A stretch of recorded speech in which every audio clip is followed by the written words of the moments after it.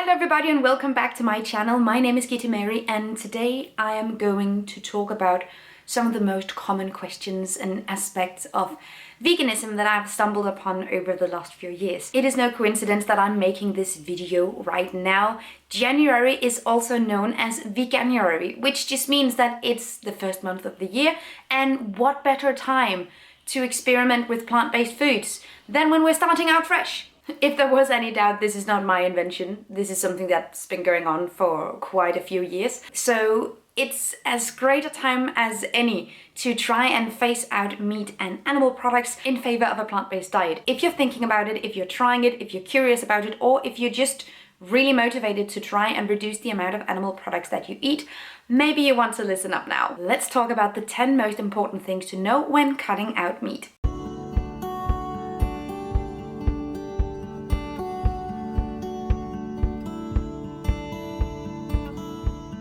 First of all, and this is by far the thing I've heard the most times, there's plenty of resources about it online as well, but I think we should just do it anyway, sort of just to lay the foundation for this video. Protein. How do you get enough protein as a vegan or vegetarian? Protein deficiency isn't actually that common among vegans or vegetarians if they're eating a balanced diet. It's not an issue that you need to concern yourself with all that lot if you're just eating a wide variety of foods. You can get plenty of protein as a vegan and vegetarian, and even if you want to increase the amount of protein that you're consuming for any one reason or another, that's also definitely possible on a plant-based diet. In order to gain an overview of what this actually means, let's talk a little bit about what protein actually is. Proteins are strings or change of molecules called amino acids, and there are about 20 different kinds of amino acids that the human body needs. 9 of them are called essential amino acids, which means that our bodies cannot produce them ourselves, and the remaining 11 our bodies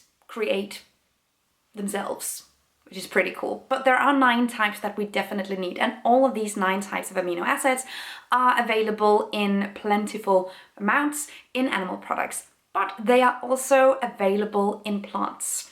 However, some plants have higher contents of some of the amino acids and lower quantities of others, and then other types of plants have a higher content of some of the other ones and then lower. So it isn't necessarily as easy as just eating one thing and then you're getting everything you need, which is why it's really important to have a balanced vegan or vegetarian diet. Some people refer to plant-based proteins as incomplete proteins because the contents vary and is different, but it doesn't mean it's impossible to get everything you need from plants. It is possible. And if you're eating a well-balanced diet, you shouldn't even have to worry about that. Here's some of the plant foods that contain the most protein. We have asparagus, artichoke, beans, broccoli, Brussels sprout, grains, like barley, oat, spelt, etc. Green peas, lentils, nutritional yeast, nuts, all kinds of nuts, potatoes, quinoa, seeds, seitan, aka gluten protein, soy, which also means edamame, tempeh, tofu, spinach, spirulina, and wild rice. There's plenty of options for vegan protein. Another question that I see roaming the internet quite a lot is about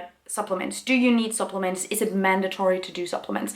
If you're completely vegan or completely plant-based, you should take a B12 supplement. You can supplement with other types of vitamins that you need, but that's the case for everybody. But again, on a balanced diet, you really don't have to worry about any other supplement than B12. So why do you need B12? B12 is made naturally by bacteria in soil. And traditionally people and animals would obtain B12 through eating the things that grew on the farm, etc., because there wasn't a lot of distance between the food and where it came from and where it ended up. But today in our global food systems, there's a lot of distance between the farmer and the consumer. And in that process, the B12 is simply just removed due to sanitation. Everything is so clean and scrubbed that there is no soil bacteria left, which in many cases is a really good thing. So we do supplements, and you are actually indirectly taking supplements already. So the majority of meat today is produced with factory farming, and this means usually that the animals are not grazing, are not outside, are not in contact with soil, so they are given a B12 supplement in their food. So simply this is about you taking the supplement and not an animal taking the supplement. Something that I know a lot of people are worrying about, and with good reason I think, is it more expensive to live plant-based? Yes and no. It depends on your diet. So there's a lot of plant-based foods, also protein-rich, nice foods that are a lot less expensive than meat. It's less expensive to buy beans or lentils or grains, But it is more expensive if you only live off of expensive substitutes. Substitute meats, substitute cheeses, etc. They are more expensive because it's supply and demand, and at this point in time, not a lot of consumers are buying it compared to how many people buy dairy or meat. So those types of products are rather expensive. However, you don't need those to be vegan. I use them as a nice treat once in a while, but you can absolutely be vegan or vegetarian without buying these substitutes. And a lot of these substitutes you can actually also just make yourself. I've made plant-based milk in my home. It's so easy, and I just use oats and water. It's cool. A lot cheaper for sure. It can be more expensive if you're buying a lot of substitutes, but if you're just sticking to regular whole foods, those things are not more expensive. Obviously, it is very difficult to say anything universal about price and availability of certain products because the world is a big place, and some places the availability of these products is much higher than other places. Some people live in food deserts where they aren't really available at all, and where many types of foods aren't available. So if this is the case, if this is something you can see in your own supermarket, take what you can. And I would like to recognize that it can be more difficult to get a lot of whole foods some places in the world, and a lot easier in other places. Now, this next thing is something that I see quite often, but I don't see a lot of people talking about it. When we're talking about plant-based foods, there are a lot of trend diets within the plant-based movement, and there are a lot of additional rules that you can follow and a lot of additional diet trends you can hop on, and there's like raw things, and then there's like only eating, etc., whatever diets. However, I would recommend not making your diet more restrictive than necessary. If you're already cutting out meat and dairy, you're already restricting your diet a lot more than the average consumer, and I would leave it at that. You can still have plant-based ice creams, pizzas, you can still have sweets and candy and crisps, and you can have all of these things still. There's no need to go all in on all of it being super, super healthy all the time, or being raw, or I just don't necessarily think that benefits anybody. If you want to experiment in these areas, you're completely free to do so, but if you don't have a lot of experience with plant-based foods, I would recommend not making your diet more restrictive than necessary. Also, I have a video about plant-based eating, veganism, and diet culture, and I would recommend you check that out.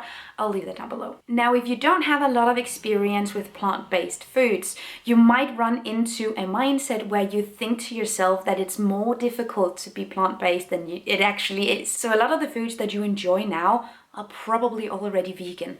So much bread, the majority of bread, is vegan.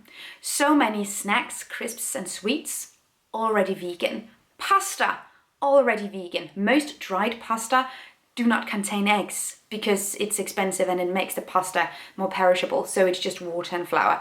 So you already got that going for you. So many of the foods that are widely enjoyed just happen to be vegan. Now, this is an important one. This is something that bothers me so much when I talk to people that are very new in the movement, and it's that you shouldn't really freestyle your recipes right away. I talked to someone recently who said that they had tried the plant-based diet, it wasn't for them. And while that's completely okay, I asked them, oh, so did you have any references, or did you use any recipes, or like who did you follow or feel inspired by? And they answered that the things they normally make, they just made without meat and dairy.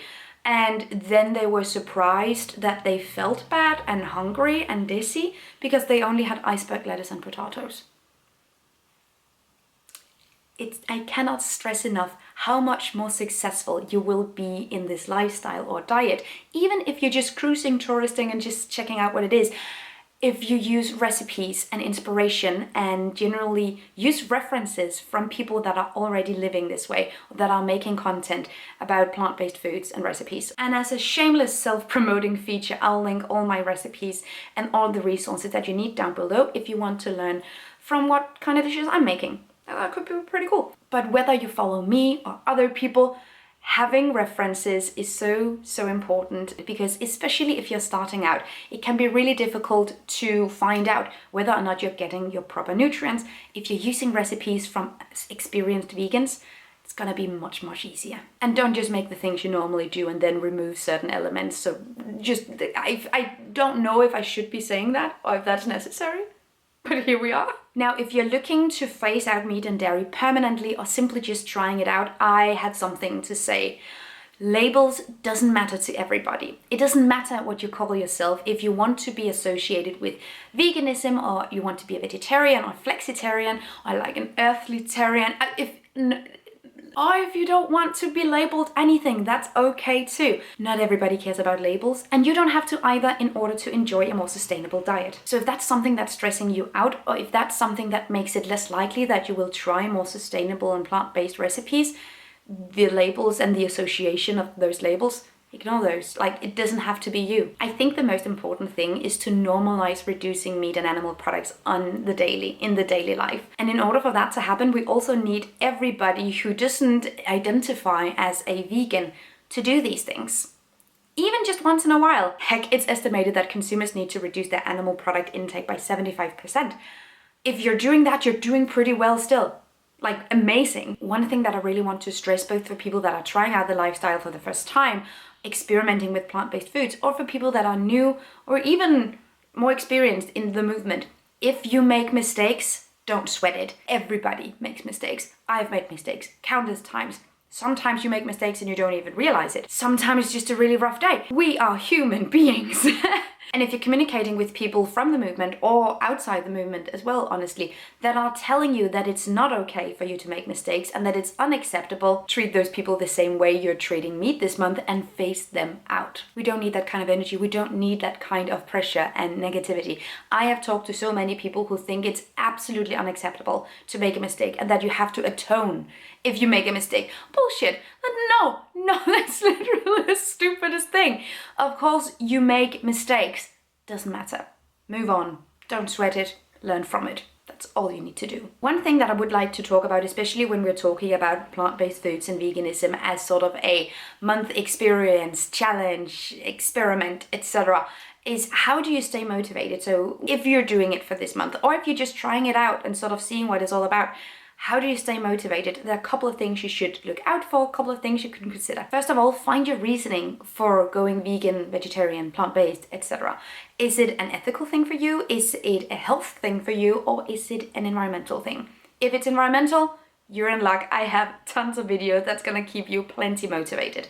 But find out why and then seek out communities that are sort of like-minded. I think that's some of the most important things we can do. It's so incredibly difficult to change our lifestyle and to change our food habits because food is a big part of who we are.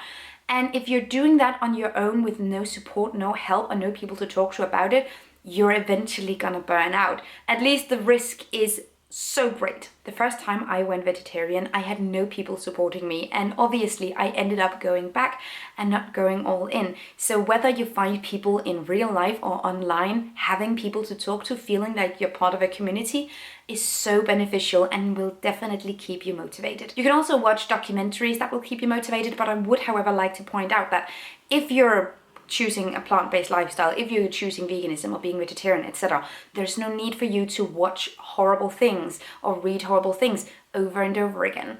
I once heard someone say that you need to watch slaughterhouse footage every single month in order to stay motivated. I feel that is like so bad advice. Don't do that. Don't continuously watch slaughterhouse footage to keep yourself motivated. You're gonna burn out and you're gonna experience empathy numbness, which is something that happens to a lot of activists because they're continuously exposed to horrible things over and over. Then it's gonna start to feel normal because your brain is trying to survive. No need to do that. If you're already choosing to be more sustainable or already choosing a different path, there's no need to remind yourself of the horrors if that doesn't benefit you. That's my opinion. Lastly, and this is something that I think is super important, but is it all or nothing? Now, if you're trying out veganism or plant-based living or just trying to phase out meat in general, does it have to be all or nothing, or can you be a little bit in between? You absolutely can. When we're talking about veganism, it often becomes an ultimatum because veganism is more than a diet. It's more than food. It's also about pets or zoos or the clothing you wear or the products that you use in your skincare routine. It's a lot of other different things because it does have this element of the ethics into it, and there is an ideology there. If you're talking about plant-based foods, you can go plant-based to the extent that you want to. Again, consumers on average have to reduce their animal product intake with 75%. So already doing that is really, really cool. And if that's what you need in order to stay motivated, in order to just try out in the first place, knowing that you don't have to go all in, it's not an all or nothing situation, then think about it like that. I've spoken to so many people that really want to be more plant-based or eat more plant-based foods in daily life, but simply cannot phase out meat in 1 or 2 instances of the year. Then be plant-based and then have meat or dairy those 2 instances of the year. As I see it, it's about normalizing not having meat and dairy every single day, because our planet does not have resources to produce those products for everybody. It's about finding more sustainable foods instead. It's about eating locally grown produce. It's about eating seasonal produce, and doing that to the extent that that is possible, accessible to you. Perfect. If you have allergies, you're also restricted in that area already. It doesn't have to be all or nothing, and doing whatever you can is amazing. And once you've established a routine, it's super easy to go back and reevaluate and push yourself a little further, or experience new things, or experiment with new dishes over and over again. It doesn't have to be all or nothing, and it especially doesn't have to be all or nothing overnight. It took me years to go vegan. Literally. I've been a vegan for 5 years, but it was no easy journey. And I have a whole video story time about sort of how that happened, because I started out being very anti-vegan. I'm never going vegan. I think vegans are dumb. It's never happening. And those were my tips. I hope that you liked this video. If you have any other tips for new vegans or new people that are trying to phase out animal products, leave those tips down below and let's help each other out. It's all about being more sustainable with our food, and every little step counts. Thank you so much for watching this video. I hope that you liked it. If you liked this video, you can also subscribe to my channel. That would literally make my day. And I also have a book. You can find it in the description down below. See you guys next time. Have a really great day and take good care of yourselves. Until next time. Bye. Thank you so much for watching this video, and also a special thank you to my Patreon supporters. You guys help me create green, zero-waste content, and I love you guys. You can find the links to my social media accounts down below and the link to my Patreon on this screen. Bye!